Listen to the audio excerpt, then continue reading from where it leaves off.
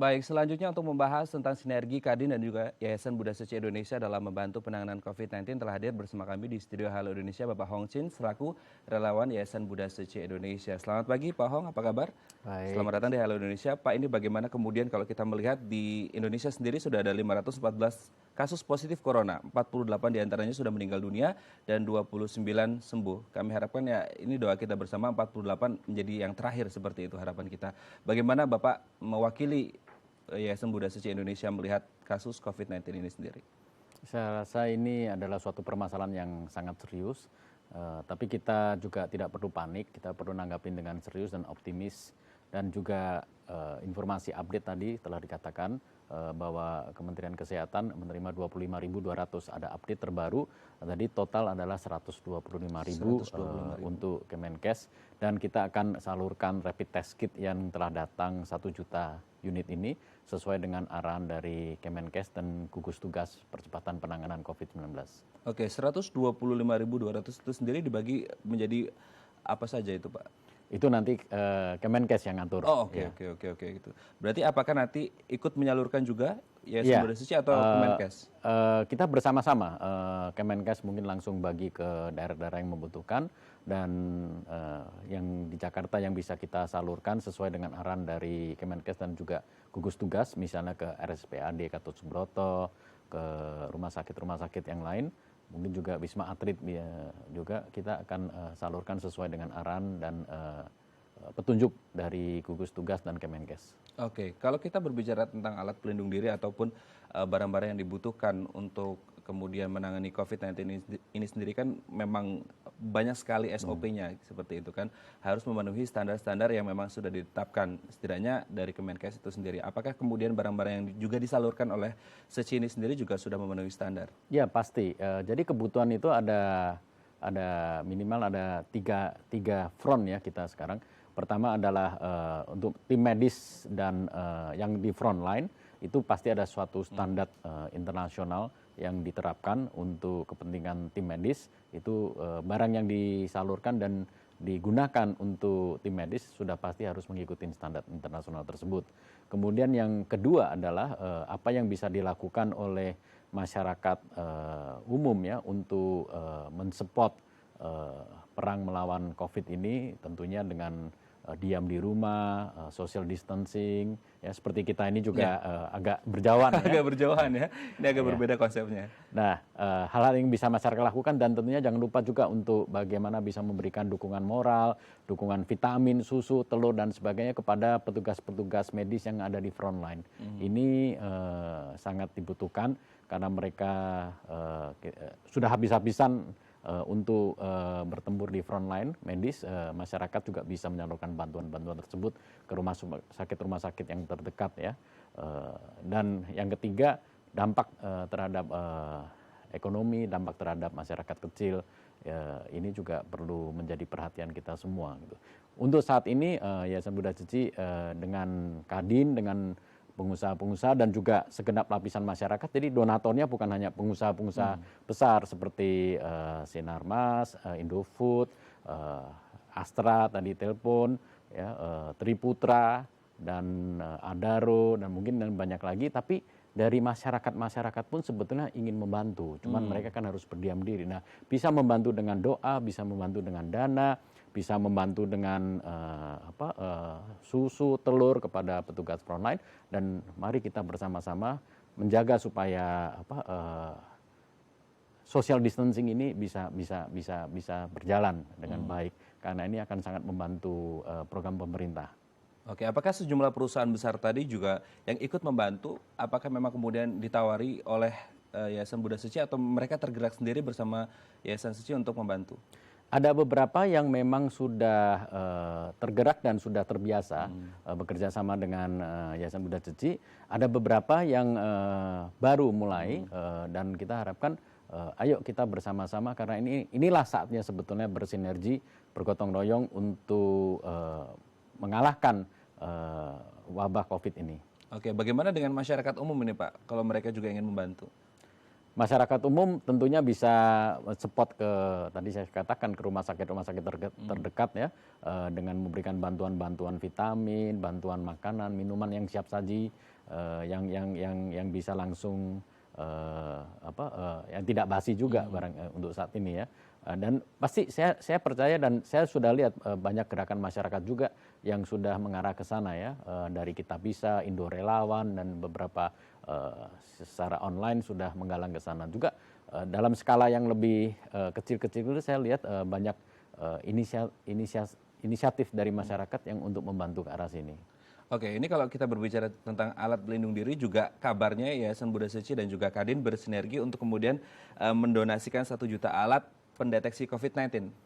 Betul, rapid test kit sudah 1 juta tadi kemarin tiba sebagian, dini hari tadi juga sudah tiba dan kita sudah mulai salurkan terutama Kemenkes dulu ya dan gugus tugas juga mengatakan 1 pintu Kemenkes yang melaksanakan atau mengarahkan kita membantu distribusinya langsung ke rumah sakit yang membutuhkan. Oke, tapi apakah kemudian alat-alat ini memang ada request dari Kemenkes bahwa alat-alat ini yang paling diprioritaskan untuk dibutuhkan saat ini atau kemudian ya apa yang kemudian Yayasan Buddha Suci bisa bantu? Dari gugus tugas sudah ada list ya daftar 6 medis yang diperlukan ya berbagai macam. Salah satunya adalah ventilator, alat bantu pernafasan. Ini saya rasa sangat diperlukan karena ini permasalahan hidup atau mati ini. Kalau seseorang yang sudah jatuh sakit kemudian tidak bisa bernafas dan tidak tersedia ventilator. Jadi ventilator antara lain adalah salah satu prioritas utama kami. Oke, baik Pak Hong dan juga pemirsa, selanjutnya kami akan berbincang dengan Bapak Gandhi Sulistianto selaku Managing Director Sinarmas via sambungan Skype. Namun setelah jeda berikut tetap bersama kami di Halo Indonesia.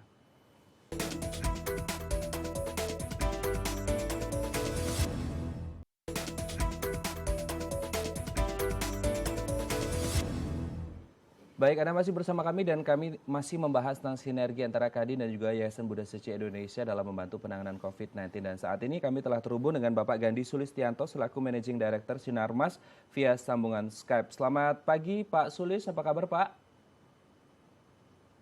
Selamat pagi. Ya. Oke, Pak Sulis, ini saat ini sinergi seperti apa yang disiapkan oleh perusahaan untuk turut serta mengentaskan COVID-19 di Indonesia, Pak Sulis? Jadi kami bekerja sama Kamar Dagang dan Industri Indonesia, Kadin, dan juga Yayasan Buddha Suci menggalang kepedulian sosial bagi para pengusaha yang tergabung di dalam pengusaha-pengusaha peduli NKRI kita sebut.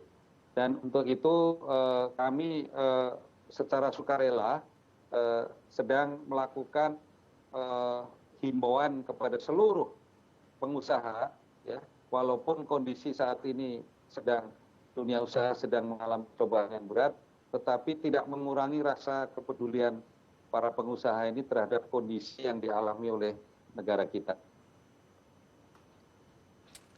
Oke, ini kalau seperti tadi Bapak bilang bahwasanya kondisi ekonomi di Indonesia saat ini lumayan berat seperti itu, agak drop.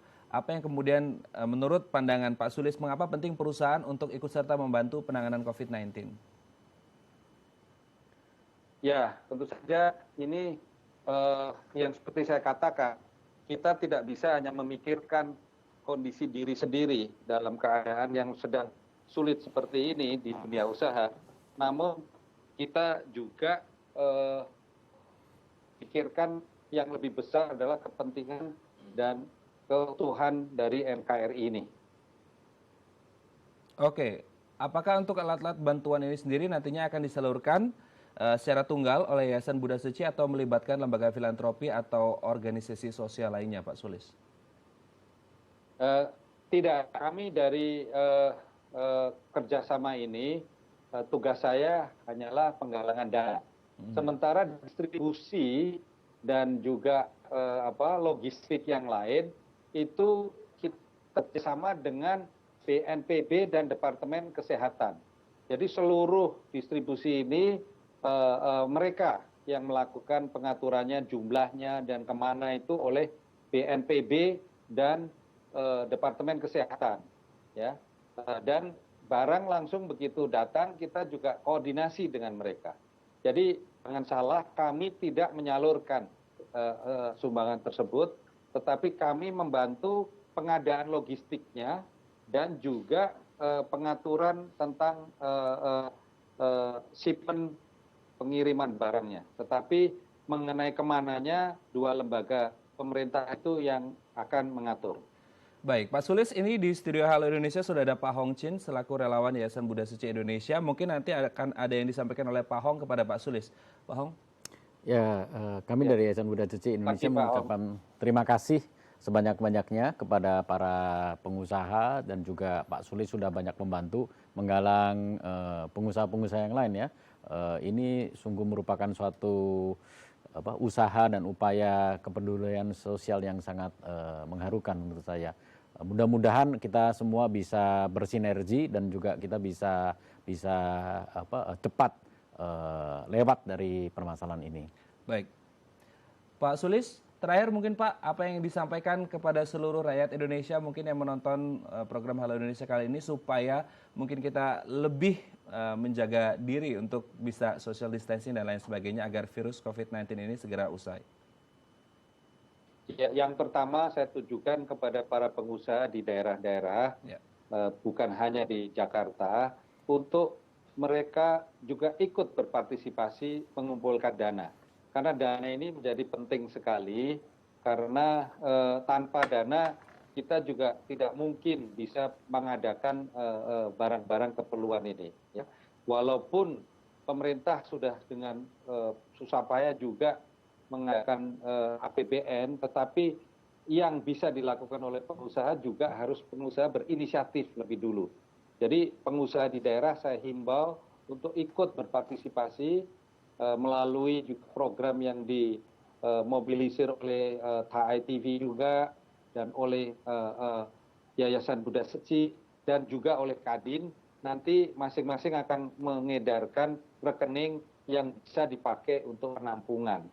Dan kami juga berterima kasih pada pemerintah yang sangat membantu dalam kemudahan-kemudahan yang bisa kita terima, termasuk juga fasilitas mungkin dari perpajakan dan lain-lain. Kami sedang menunggu untuk bisa dapat diberikan oleh pemerintah khusus untuk penanggulangan COVID-19 ini. Nah, kepada masyarakat luas, saya menghimbau juga para karyawan dari kami untuk melakukan social distancing. Ya, itu penting sekali karena ini yang bisa menghambat penyebaran virus ini lebih luas lagi. Karena kalau semakin luas penyebarannya, kami akan membutuhkan biaya yang semakin besar lagi. Oleh sebab itu pencegahan lebih penting daripada terus menyebar. Oleh sebab itu kami himbau juga kepada para pengusaha untuk mengatur karyawannya untuk bisa work from home, ya, sesuai dengan kebutuhan dan fungsi masing-masing perusahaan. Demikian. Baik, terima kasih Pak Gandhi Sulistianto via sambungan Skype selaku Managing Director Sinarmas. Salam untuk keluarga dan teman-teman di Sinarmas, Pak Sulis, sehat-sehat terus. Baik pemirsa, selanjutnya kita akan mencoba menghubungi Ketua Kamar Dagang dan Industri Indonesia atau Kadin. Namun sebelumnya kita akan berbincang terlebih dahulu dengan Pak Hong. Pak Hong, bagaimana Pak Hong melihat kontribusi perusahaan-perusahaan ini untuk kemudian ikut serta membantu penanganan COVID-19? Masih terus mengalir, jadi kita juga apresiatif sekali kepada ketergerakan, kepedulian sosial daripada perusahaan-perusahaan tersebut, baik besar, sedang, kecil, ya kan. Seperti tadi dikatakan oleh Pak Sulis, pengusaha daerah pun juga perlu untuk menggalang kekuatan, menyalurkan, mungkin membantu rumah sakit di daerah supaya wabah ini bisa teratasi. Baik, Pak Hong, selanjutnya kita akan mencoba menghubungi kembali Ketua Kamar Dagang dan Industri Indonesia atau Kadin yang juga ikut turut serta bersama Yayasan Buddha Suci untuk membantu penanganan COVID-19. Ada Pak Rosana Perkasa Ruslani selaku Ketum Kadin. Selamat pagi Pak Rosana. Selamat pagi Mas. Ya, Oke, Pak Rosan, apa kabar Pak? Ini sehat-sehat terus ya Pak ya? Oh, oke. Alhamdulillah sehat. Alhamdulillah sehat ya Pak ya? Sehat, ya. Oke, ini kita sudah dapat berita bahwasanya Kadin dan Yayasan Buddha Suci juga ikut bersinergi dalam membantu penanganan COVID-19. Langkah apa lagi yang akan ditempuh ini Pak? Ya, tentunya kerjasama ini kan memang untuk kepentingan rakyat Indonesia secara keseluruhan ya. Jadi kita mencoba untuk mengumpulkan, menyadarkan teman-teman pengusaha tentunya tidak hanya pengusaha yang besar-besar saja, tetapi pengusaha yang menengah, yang mampu dan di seluruh daerah juga supaya mereka ikut berpartisipasi. Dan bentuk partisipasinya apa saja kita terima dan saya pun cukup terharu juga karena ternyata ada beberapa juga yang mengontak saya langsung yang kita tidak kenal sama sekali justru berpartisipasi gitu. Kita kasih nomor rekening, mereka langsung ingin transfer dan mengasih lihat bukti transfernya sangat luar biasa dan itu benar-benar membuat kita menjadi lebih bersemangat lagi. Oke, Pak Rosan, ini kalau kita lihat kan sebenarnya kondisi ekonomi juga belum terlalu baik seperti itu. Apakah kemudian keterlibatan dari beberapa perusahaan besar ini menjadi contoh nyata bahwasanya gerakan gotong royong itu masih ada di masyarakat Indonesia? Oh, ternyata sangat ada gitu. Kalau kita lihat justru di saat seperti ini semua lapisan masyarakat itu ingin berpartisipasi. Memang masih ada yang mungkin belum aware mengenai coronavirus ini. Tapi semua lapisan masyarakat keadaan seperti ini mereka ingin berpartisipasi seperti yang saya sampaikan tadi. Saya menerima beberapa WA ya, yang tidak saya kenal, justru mereka berpartisipasi dan animonya makin lama makin banyak gitu dan inilah yang kita perlukan kebersamaan gotong royong bersama-sama karena ini lawan kita yang corona ini lawan yang kita bilang tidak terlihat. Betul. Oke, Pak Rosan, ini kalau kita lihat kan cakupannya nasional. Sebelum live tadi saya melihat data ada setidaknya 20 provinsi yang sudah terpapar COVID-19 ini sendiri. Apakah kemudian Kadin juga akan berencana untuk menyalurkannya ke daerah di luar Jakarta? Oh iya, kita Kadin kan ada di seluruh 34 provinsi dan kita mempunyai kantor lebih dari 400 kantor di seluruh Indonesia. Kita sudah berkoordinasi dengan para pengusaha daerah dengan berkomunikasi dengan pemerintah daerahnya juga untuk penyalurannya yang bisa memberikan bantuan di daerahnya diberikan kepada daerahnya terlebih dahulu.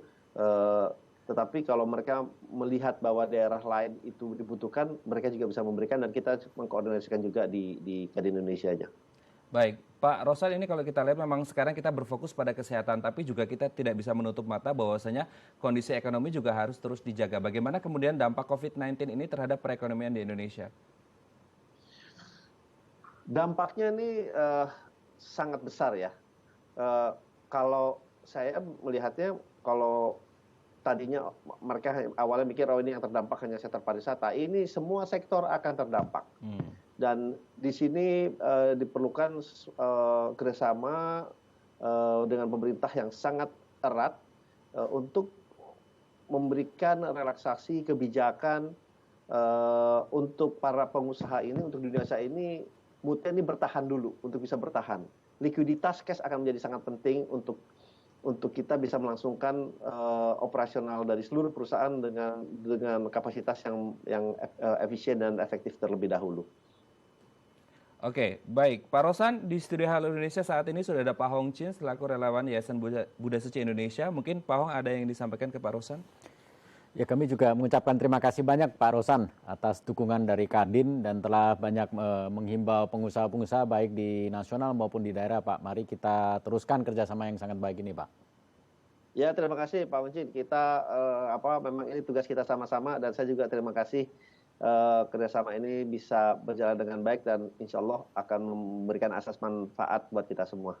Baik, terakhir Pak Rosan mungkin ada yang disampaikan untuk teman-teman kita di seluruh Indonesia supaya COVID-19 ini segera usai? Ya, tentunya pertama-tama tetap tenang, jangan panik. Kita tahu ini adalah masalah yang harus kita hadapi bersama dan tetaplah, karena kita tahu there's always light at the end of the tunnel. Jadi tetap kita hadapin dengan tenang dan insya Allah akan berujung dengan baik dan dengan cepat. Baik, terima kasih Pak Rosan Perkasa Ruslani, Ketum Kadin yang sudah bergabung bersama kami di Halo Indonesia. Sehat-sehat terus Pak dan salam untuk keluarga. Baik, kita Terima kembali kasih, lagi Mas. terima kasih Pak Rosan. Kita kembali lagi ke Pak Hong. Pak Hong, ini bagaimana kemudian melihat bahwasanya harapan kita tidak berfokus pada Jakarta dan sekitarnya, tapi juga ada 19 provinsi yang lain yang juga ikut terpapar COVID-19. Apakah kemudian penyebarannya nanti ini akan merata? Kita dahulukan semua yang terkena dampak yang paling besar, dan sudah mulai juga Yayasan Buddha Seci perwakilan sudah mulai bergerak dan banyak menerima permintaan dari daerah masing-masing. Jadi ini memang perlu sinergi bersama dan sinkronisasi. Tentunya tidak akan kita lupakan saudara-saudara kita di tempat-tempat yang lain. Bahkan ada request dan juga informasi bagaimana cara menyebarkan ke Papua, ke tempat-tempat yang internet atau televisi pun tidak menjangkau. Ini juga menjadi perhatian kita bersama. Namun saat ini kita sementara fokus ke medis, kemudian supply ke frontliner medis, dan nanti kita bersama-sama pikirkan bagaimana cara menjangkau saudara-saudara kita yang lebih susah terjangkau. Betul tapi sekali. juga ada ancaman COVID-19 ini. Tetap harus waspada seperti itu ya. Baik Pak Hong dan juga pemirsa, nanti kami akan masih melanjutkan sinergi antara Kadin dan juga Yayasan Buddha Seci Indonesia dalam membantu penanganan COVID-19. Namun setelah jeda berikut tetap bersama kami di Halo Indonesia.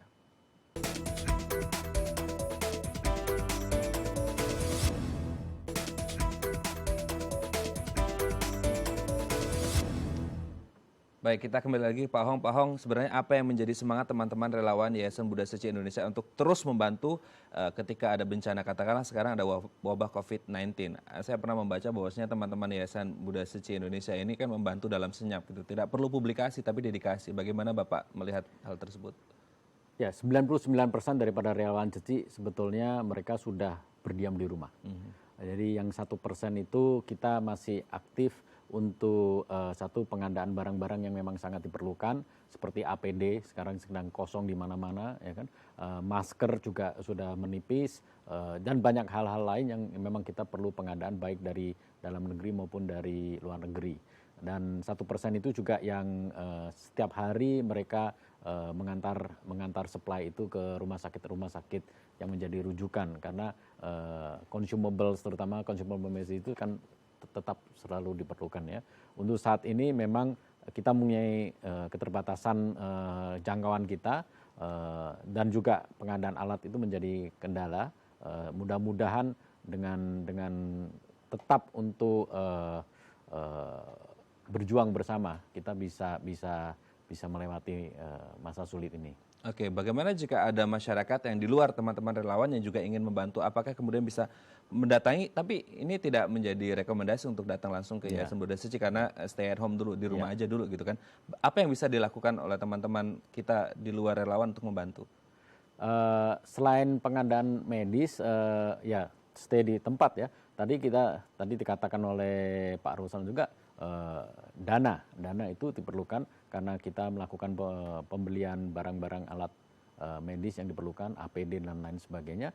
Dan juga mulai hari ini kita juga menyebarkan kepada relawan-relawan kita dan juga ke masyarakat untuk bagaimana bisa mensuplai tadi ke rumah sakit.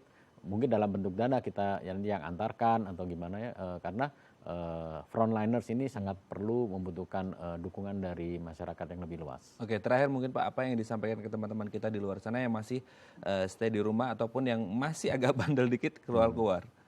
Ya, mungkin untuk pertama kali dalam sejarah kemanusiaan ya Raden ya, bahwa saat ini salah satu yang terbaik yang bisa kita lakukan adalah tinggal di rumah. Tinggal di rumah. Iya. Kalau dulu bilang bersatu kita teguh, sekarang mungkin berpisah kita teguh, bersatu kita runtuh dalam konteks COVID-19. Iya, dalam konteks social distancing untuk sementara waktu seperti itu ya Pak ya. Baik, terima kasih Pak Hong sudah hadir di Halo Indonesia. Salam untuk teman-teman Yayasan Buddha Seci Indonesia dan tetap jaga kesehatan. Ya, terima kasih. Baik pemirsa, kami akan kembali sesaat lagi, tetap bersama kami di Halo Indonesia.